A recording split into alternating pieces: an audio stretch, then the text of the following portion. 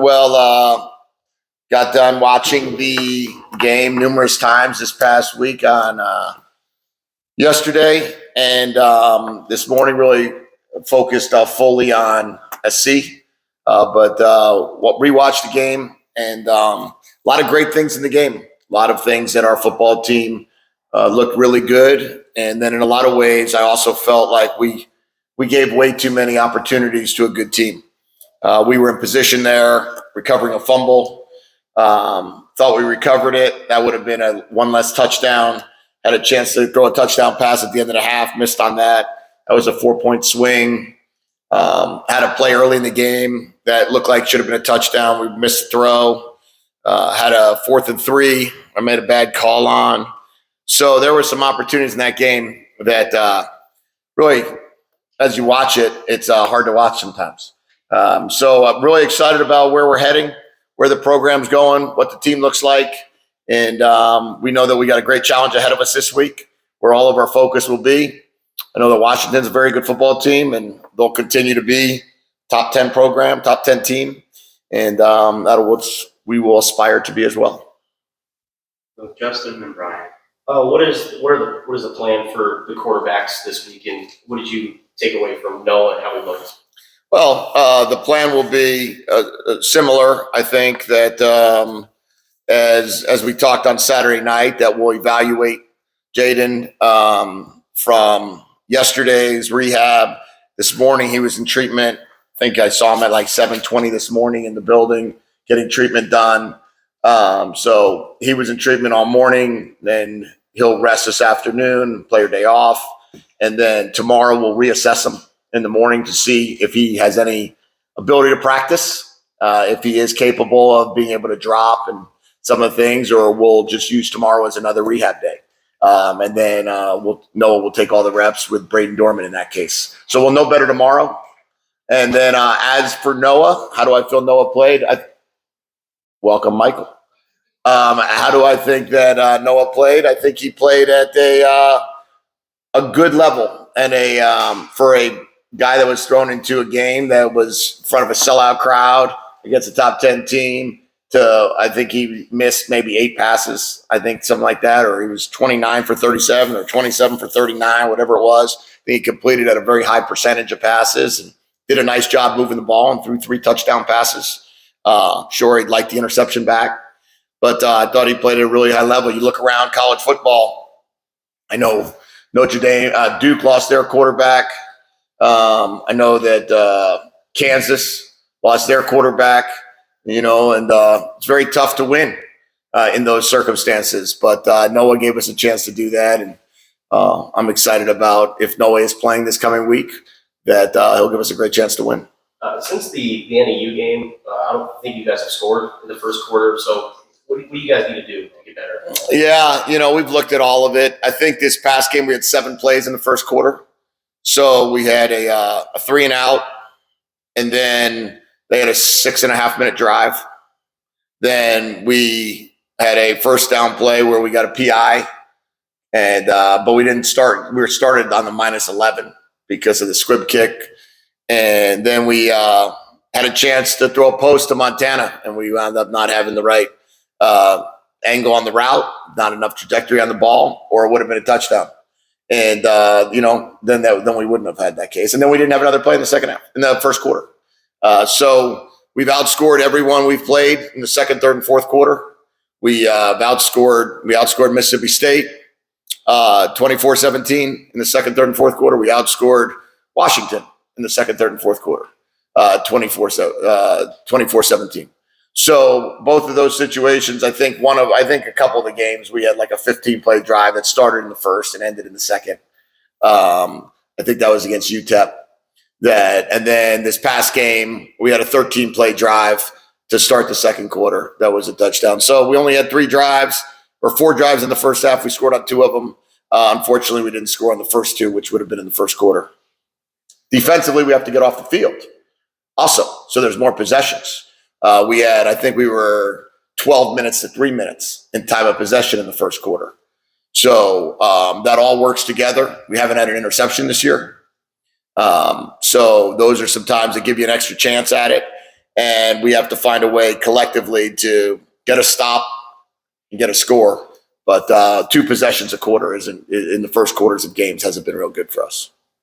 Brian and then Troy. You've had a couple of games where some of your current players have faced their former teams. This is going to be the first time that you're coaching against some of your former players and the players are. How concerned are you in any way that emotions like that for your collective team rather than just one guy against a former? Yeah, coming from the NFL, you see it all, you do it all the time. So I feel like personally, I'm not going to be affected by it. You're accustomed to coaching a team, losing a player to free agency. Now you're playing against that team, coaching with a coach. Now the coach is on another staff. So personally, these are things that happen constantly on Sundays. For our players, you have 3 players on the other team that, I think one starting, I think that, or at least Zero started last week. And then there's other rotations of the other guys that they're going to have to be able to defend and deal with. And if that's the case, then, our corners are probably going to have great awareness of Dorian when he's in the game. I think that our offensive line has gone against Keon, so they'll be when he's in the game. And then obviously with Zero, I don't know if he's, what there are injury-wise, if 1 and 22 are back or not back. So if he's starting, then our guys will be aware of that as well. But, I think that the biggest challenge for our team is we don't need to yuck it up before the game. We don't need to have a big, family party out there. I think our job is to go there and have a business-like attitude and play good football. And I'm sure Coach Riley is telling his team the same thing. And then after the game, they can FaceTime each other because we need to get in the locker room and get rolling. Troy and then David. You mentioned the fumble that Stoops recovered in the red zone, so obviously that kind of hurt that fact. But Washington went 5 for 6. Where do you think the red zone defense needs to improve? Yeah, well, that's clearly one of them that I thought we took the ball away there. And that's a good offense, right? So there's no surprise that they were going to score down there. And when you give them a chance to, inside the 10 or 20, they're going to do a nice job scoring. I think that they're in the 90 percentile, right, in the red area. And they've got a lot of we forced them to run the ball. We forced them to check the ball down. That was exactly what our plan was. We held them to their lowest point total. We held the quarterback to their lowest yardage total, and we held the quarterback to no passing touchdowns. Now, you're going to have to give some to get some if you're going to do that. And if you're going to do that, you're going to have longer drives. You're going to be on the field a little bit longer. But when I look at it, when you look at, I think both teams were very good in the red zone in the game on Saturday. And I think it was there was a few, they got about 100 more yards, but I think we were both equal in first downs. Equal in red zone scoring percentage. I don't know. I think we were 100% maybe. We got to stop them somehow, some way, hold them to some field goals like we've been doing all year. But we knew it was going to be a great challenge. We took the ball away once, had a chance to take the ball away twice. If we took it away twice, then we would have held them to 4 out of 6. Holding that team there would be great. David and then Justin. Jed, you guys scored on that third possession. Is it an easy decision to make to go for it on 4th and 1 when you're down 14-7? Is that easy or is that a hard decision? And just that third drive, and just kind of follow up on Justin's question, what did you like about what was happening in that drive and what wasn't happening? Yeah. Well, it's never easy to go for it on the minus 34-yard line. Those don't turn out well if you don't make it, right? You're in a situation then where you can go down 21-0. But I also have great faith in our offensive line. I have great faith in our runners. I have great faith in the system, what we're trying to do. Coach Carroll felt really good about the 4th and 1 call. So that was not an easy decision, but it was a decision that I was very confident in making. When it comes down to the drives, I don't know. I thought, not much. It was, as I said, it was a 3-play drive, a 5-play drive, a 13-play drive, and an 11-play drive. Those are the 4 drives in the first half. And, we were executing nicely. We didn't have a negative play to start the drive. What happened to us in the first drive, we had a -2 in the first run, put us at 2nd and 12. And then we had an incompletion to make it third down in that situation, 3rd and 12 or 3rd and 13. Those are hard to get. I don't care if that's in the first quarter or the fourth quarter. And then the second drive, we had a 3rd and 4 that went to a 3rd and 9. 3rd and 9, we wound up having a chance to do what we wanted to do there and just missed it. But felt good about our plan going in. I think we ran 77 plays in the game. And when you could do that and only run 5 or 7 in the first quarter, it means you ran 70 in quarters 2, 3, and 4. And so I think we got a good rhythm going. Noah maybe got some pregame jitters out and our first game jitters. And if he plays this week, then he'll be a lot more experienced than he was last week. Justin and then Jason. What do you make of Dalton Johnson now he's ascended and all the forced fumbles he's been able to get? Yeah, Dalton has been with us since I got here. We've had him for the 3 years now, and he has really prided himself in getting better every day, every week. He's gotten a lot stronger in the weight room. He kind of has enjoyed that little the Peanut Tillman punch that we talked about in the offseason. And you could see that he's now taking pride in taking the ball away. And that's something we need to do more of. We've turned it over offensively, I think twice in 3 games, 1 fumble, 1 interception since the Mississippi State game. And unfortunately, we haven't taken it away enough. We've taken it away once in each game. So if you're going to go 2 out of 3 games for 2 takeaways, you're going to go 8 turnovers on the year on offense. That's pretty good. So we had an abomination against Mississippi State. But after that, I think we put ourselves in a position where we take great pride in the ball. Dalton has taken great pride in taking the ball from them. And I had a chance at an interception against Stanford that he didn't catch, but made up for it by punching the ball out on the 5-yard line and Tyler recovering it. And then the red uniforms, how did that all come about, and what did you think of that? Yeah, I thought it was cool. The guys for a couple of years have been begging me to have a little color rush mentality. The NFL does it. I know a lot of teams out there do a bunch of different jerseys. I've kind of held on to the tradition of I like the jerseys that we wear every week and the colors of either blue or white. But the guys have been asking for a color rush for a while. We thought that if we were going to do a red out and we're going to play a top 10 team, our head of equipment, Adam, came to me and he said, "Hey, what do you think about breaking out some red jerseys for these guys for this game?" And I said, "Well, if we sell out and we beat Stanford, those are the two criteria." I said, "We need to win 2 games in a row. So we beat UTEP and Stanford. We needed to be 3-1 going into the game. And we needed to make sure that we sold out the game before there was any jerseys other than the traditional blue ones that were supposed to be hanging in their lockers." But when those 2 things happened, gave the stamp of approval and Adam was ready. Jason, and our last question to Mike. 2 questions. As a play caller, how do you balance wanting to be aggressive and knowing that Washington, USC, their explosive offenses clock? Yeah, we made a conscious decision this past week against Washington that we said we wanted to hold the ball for over 30 minutes. We held it for like 30 minutes and 8 seconds. We said we needed to have long drives and make them go the long way. So our goal was to, never have a less than a 75-yard field. So we would touch back on all the kickoffs, fair caught. What we could fair catch, we did get caught on that one that they squib kicked us on. And then we had the takeaway that we had to drive 95 yards when we took it on the -5.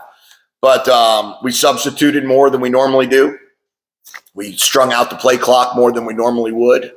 And then when we could balance out some tempo, we would. But our goal was to try to be on the field as long as we could as an offense and defensively make them go the long way. And the plan worked the way we wanted it to work. And we felt if we held them to 30 points or less, that's what we needed to get done to win the game. 31 was what we held them to. I thought that was a fantastic job. And we said we couldn't turn it over.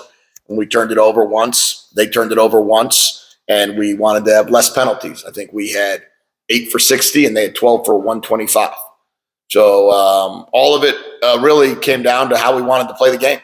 And we executed on that. And sure, as the offensive play caller, if you're the offensive coordinator and not the head coach, you're always going to push the head coach to throw it deeper, go more, try to get more stats.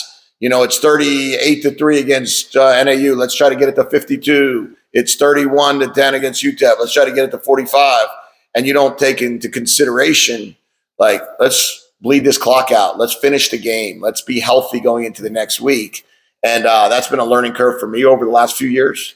And now that I don't have a checks and balances, calling it and also being the head coach. But this was really important game for us this week to execute our game plan. And then, is it safe to say if Jayden is healthy, he starts on Saturday? Yeah, I think that would be a safe statement to make. Last question to Michael. First of all, sorry I was late. 2 questions. First one, when you have the kickoff at the 50, how strongly do you consider onside kicking there, and what exactly was the strategy? Mm-hmm. I have a question for you first. Yes. Is basketball more important than football to you right now? This was not a basketball. This is just my own time. Okay, just checking with you. To answer your question on that, we do, I didn't really think of onside kicking in that situation, but you saw what they did to us. They kind of hit that deep squib kick and caused us hard. It was hard for us to manage it, handle it, field it, and we had to start on the -11.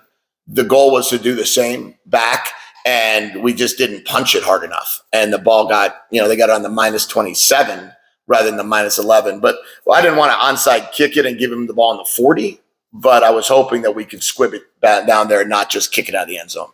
Then you mentioned the pass to Montana on the post. If you look at Noah's passing chart in one area where he was a little off, was on the deep passes 20+, he was over 5. Is that timing, working with receivers? Is that maybe having a different trajectory on the ball? Yeah, I think it's all of those things because of the fact he hasn't had nearly the same amount of reps on those deep passes as Jayden has. Now, Jayden's also a very good deep ball thrower and has always been with us, and that's why we've been so explosive throwing the ball down the field. But really, when it comes down, Noah's a very good deep ball thrower. I think what's happened is you get few reps at it. You don't know exactly people's, what's the angle they're going to take. What is the exact departure from their second level releases? Are they going to take it high? Are they going to take it flat? What's the exact speed that they run at? If you're accustomed to only throwing to the second set of receivers, and now Jayden's always throwing to the first set of receivers, and now you're going in, and now you're throwing to the first set of receivers, is the speed's a little bit different?